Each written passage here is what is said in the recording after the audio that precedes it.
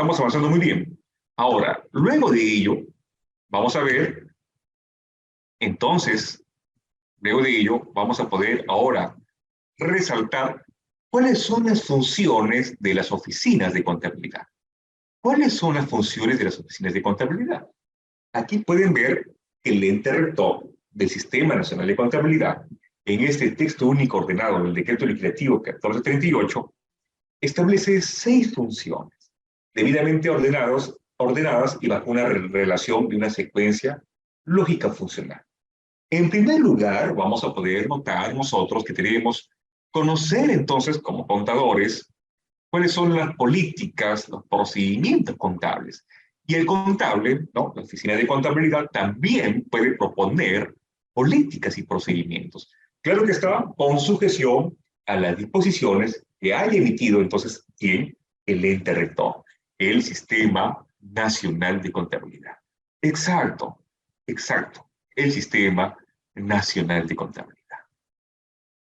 Entonces, de esa manera, ustedes van a poder notar en ese sentido que tenemos, de esta manera, estimaciones contables que pueden ser distintas entre las entidades del sector público. Por ejemplo, que dentro de las políticas y procedimientos contables se haya establecido que la depreciación de ciertos vehículos que están circulando en un radio urbano puede ser una depreciación en un porcentaje anual de un 10%. Mientras que aquellos vehículos que estén en este caso en campo, para supervisión de obras, en trochas, en carreteras que no están debidamente bajo las mismas condiciones que la ciudad, pueden notar entonces que también el factor climático podría entonces incidir en una depreciación más acelerada por el uso que se le da a estas unidades vehiculares. Entonces puede establecer el porcentaje de depreciación para los vehículos en la ciudad, será 10%, y aquellos vehículos que estén, en este caso, en campo, supervisión en campo, o una depreciación anual en la tasa de un 12%. Entonces pueden ver que pueden existir relaciones distintas para cálculos de depreciación. Pero ¿dónde se va a manifestar eso? En las políticas y procedimientos contables, que constituyen entonces, en este caso, el marco de preparación de esta información financiera. Claro está que todo este marco que va a preparar también la entidad con sujeción a las disposiciones que emite el ente rector, tienen que ser aprobadas con actos resolutivos por la entidad. Ahí está. Entonces el contable debe preparar todas las políticas contables que van a reflejarse en la preparación de los estados financieros. Y es por eso que existen también las notas a los estados financieros, que vamos a ver más adelante, y es ahí donde se establecen cuáles son las principales prácticas y políticas contables que se aplican para la preparación de los estados financieros. Una vez que el contable ya cuenta con la propuesta de estas políticas y procedimientos contables, entonces ya comienza a analizar las transacciones. Se analizan las transacciones.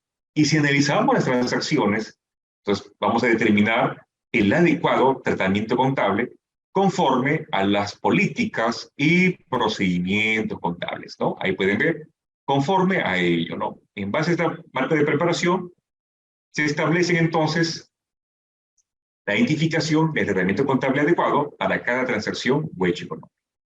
Eso es, exacto. Siguiendo entonces ese mismo orden, vamos a poder notar aquí, tenemos 1, 2 y 3, dice, efectuar las acciones conducentes para el reconocimiento, medición y presentación de las transacciones y otros hechos económicos de la entidad con fines de la información financiera. Entonces aquí, en esta función número 3, en pocas palabras nos dice que luego que has seleccionado el tratamiento contable adecuado, tú vas a seguir con el registro contable. Sigues entonces aquí con el registro contable, ¿no?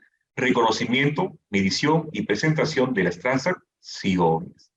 Seguimos aquí claramente con el registro contable. Ya está. Y al seguir el registro contable, ustedes conocen que los mismos, con el efecto de garantizar su propia consistencia de la información, garantizar la consistencia de esta información, nosotros tenemos entonces que hacer verificaciones y conciliaciones. Y si yo le menciono hacer verificaciones y conciliaciones, entonces estoy resaltando aquí lo que corresponde a la conciliación de los saldos de las cuentas contables. La conciliación de los saldos de las cuentas contables.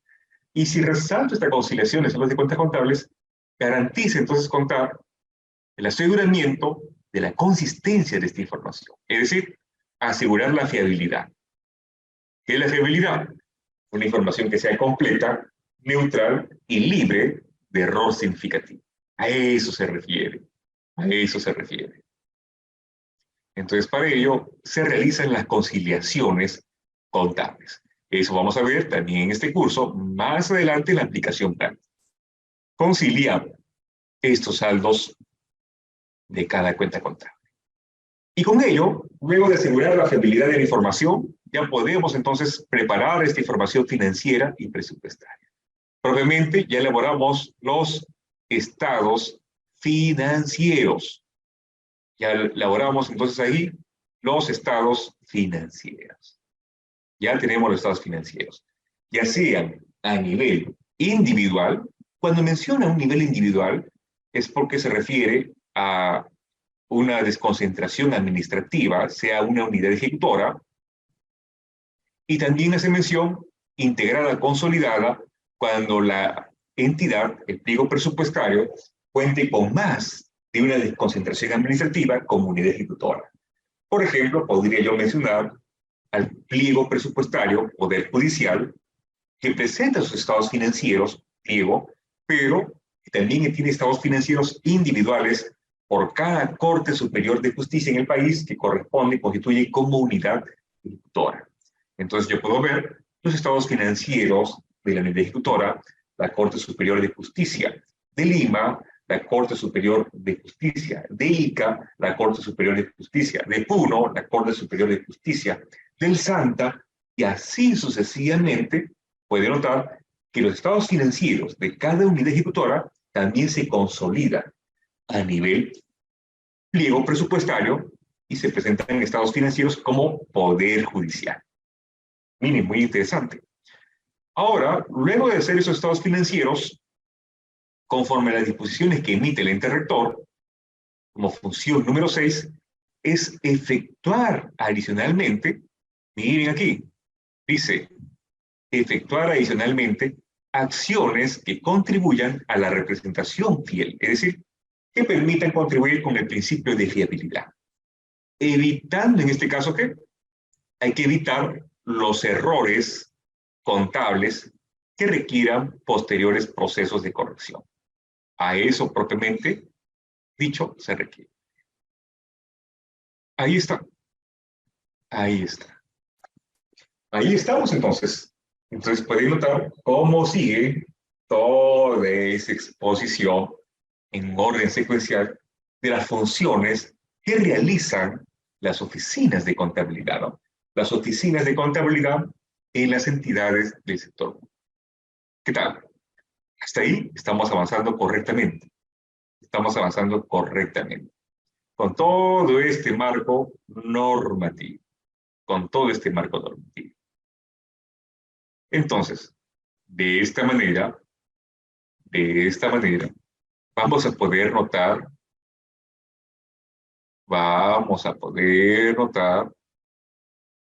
que al existir dicha exposición, también relacionamos que existen normas. Pueden ver, tenemos normas aquí de control interno. Y dentro de las normas de control interno aprobadas por la resolución de Contraloría, manifiesta lo siguiente. Miren ustedes, dice, los procesos, actividades o tareas significativas deben ser verificados antes y después de realizarse, así como también deben ser finalmente registrados y clasificados para su revisión posterior. Entonces, yo tengo que ver que debo verificar constantemente estos datos, pero estas conciliaciones se deben realizar periódicamente para determinar y enmendar cualquier error u omisión. Exacto. Entonces, determinar y enmendar cualquier error o omisión que pueda existir producto de esta conciliación. Ahora, las conciliaciones no solo se van a desarrollar dentro de la propia entidad, sino que estas verificaciones, conciliaciones de datos, se van a realizar también con entidades externas a la propia, con terceros, con proveedores, con los bancos, con las aseguradoras, etc. Por lo tanto, en este comentario número 2 identifica lo siguiente. Dice allí, miren ustedes, ¿qué es lo que manifiesta? Dice, entonces, estos registros se van a tener que conciliar bien entre las distintas unidades de una propia entidad, así como también con los registros generales de la institución y de los terceros ajenos a esta. Entonces, por eso que también existen como procedimientos de auditoría financiera y gubernamental, el auditor identifica hacer una circularización de confirmación de saldos contables. Ahí está. Entonces el contable se tiene que anticipar a ello y realizar esta conciliación también. No solo con las unidades internas, sino también con otras entidades que sean ajenas a la propia entidad. Entonces, miren ustedes que una de las principales prácticas, por ejemplo, es hacer confirmación de saldos contables con terceros. Es un ejemplo muy claro. Tales como potenciales proveedores. Así es. Siguiendo esto, vamos entonces a notar que ya existen los análisis de los saldos de las cuentas contables, ¿no? En esta captura de pantalla que ustedes visualizan, se denota cómo que se realiza un análisis de saldo de cuentas contables contando con una base de datos que se exporta a través del CIAF. Que se exporta a través del CIAF. Ahí podríamos notar nosotros ello. Cómo esta información se exporta a través del CIAF. En una hoja de cálculo Excel y se comienzan a ordenar estos datos. Se comienzan a ordenar estos datos. Exacto. Entonces, de ese sentido, al ordenarse estos datos, yo podría entonces tomar, seguidamente, realizar las verificaciones y conciliaciones de cada saldo contable que comprende en sus diversos registros, ¿no? Exacto, eso vamos a ver más adelante. Ahora, ya tomando en cuenta todo ello, es importante que al tomar el marco normativo general del Sistema Nacional de Contabilidad, podamos entonces conocer qué es el registro contable, ya de una forma más específica. ¿Cómo se realiza el registro contable? ¿Qué es? ¿A qué se sujeta? ¿Cuáles son las condiciones que permitan llevar a cabo un registro contable correcto? Vamos a ver de esta manera que tenemos estos 4 numerales. En el primer caso, vamos a resaltar la parte elemental. Dice que el registro contable consiste en reconocer información financiera y presupuestaria en las entidades del sector público, así como también las transacciones y otros hechos económicos. Miren, entonces podemos ver que todo el universo de transacciones, actos, hechos económicos se reconocen, se presentan en esos estados financieros y presupuestarios. ¿Con sujeción a qué? Con sujeción a lo establecido en el plan contable gubernamental. Y algo que es muy importante, dice, sustentado, cada registro contable se debe sustentar con la respectiva documentación física o electrónica. ¿Qué les parece?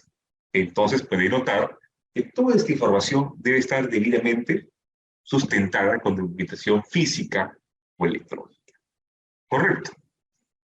Con toda la documentación física o electrónica. A su vez, van a poder ustedes notar que tenemos este numeral 14.2. En este numeral 14.2 pueden ver que aquí se hace mención a que los servidores responsables no pueden dejar de reconocer partidas que cumplan la definición y los criterios de reconocimiento de los elementos en los estados financieros. Es decir, que este registro contable involucra todos los actos, transacciones y hechos económicos. Eso ya lo tenemos muy claro. Pero lo que es importante es que nosotros como contables no podemos dejar de registrar estos actos y hechos económicos cuando se cumpla con la definición de cada uno de ellos, ¿no? Si es un activo, si es un pasivo, si es un ingreso o es un gasto. Si cumple la definición de cada uno de estos elementos, no podemos dejar de registrar esta información. Si dejamos de registrar esta información, califica como un error por omisión de registro. Pero a su vez no podemos dejar de registrar esta información ante la insuficiencia o inexistencia de norma contable específica. Si no existe una norma relacionada a este caso, entonces tenemos que sujetarnos en este caso, a la naturaleza del hecho económico. Y en base a ello, tomar en cuenta el reconocimiento, medición, presentación y revelación de estos actos y hechos económicos. Solo en ese sentido. Ahora, pueden haber situaciones en las cuales yo quiera contabilizar, por ejemplo, ciertos recursos públicos, que pueden ser de bienes, materiales, pueden ser monetarios, no monetarios, y que sea un tratamiento extraordinario, no tenga una norma contable relacionada en ello. Entonces tengo que sujetar, en este caso, estándares internacionales de otros países, estándares internacionales de forma global, como el NIC-SP, tomar en cuenta, en todo caso, sujetarme a la naturaleza del acto de hecho económico. ¿Se cumple con la definición del elemento de activo, pasivo, ingreso y gasto? ¿Sí o no? Si se cumple, tengo que registrar. No puedo dejar de registrar.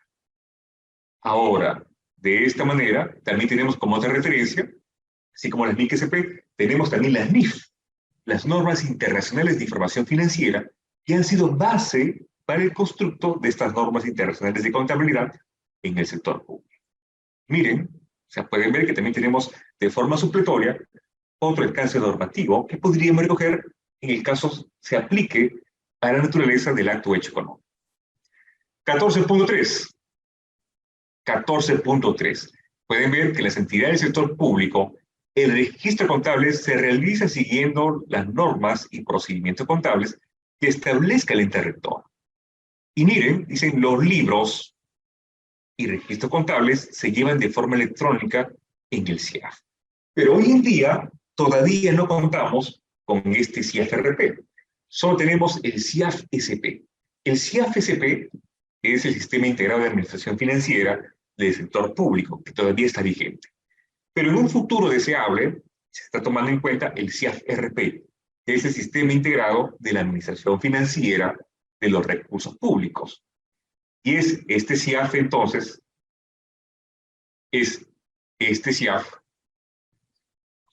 identifica y presenta de forma mucho más clara ya tomar una contabilidad en línea, una contabilidad en la nube. Es decir, que el CIAF-RP se está tomando en cuenta a través de un proyecto de transformación digital que se espera culmine todavía aún en el año 2027. Estamos en el 2023, así que este proyecto hoy en día se encuentra por el Ministerio de Economía y Finanzas, que viene ejecutando. Bueno, para terminar este registro contable, es importante resaltar que aquí se formaliza el uso obligatorio del CIAF. Dice, el registro contable se lleva a través del CIAF. Ahí está. Y para la automatización, como les comento, este CIAF-RP, que todavía no existe, dice, se realiza a través de la tabla de operaciones o tabla de eventos. Entonces, al darle ese sentido funcional al CIAF, de la naturaleza de cada acto hecho económico, clasificadores económicos, de ingresos y de gastos, que estén más entrelazados con los distintos catálogos de bienes, servicios y obras, el plan de cuentas contables, los códigos de inversiones, los clasificadores de conceptos de ingresos, de la planilla única de pagos, entre otros. Entonces, va a permitir la automatización.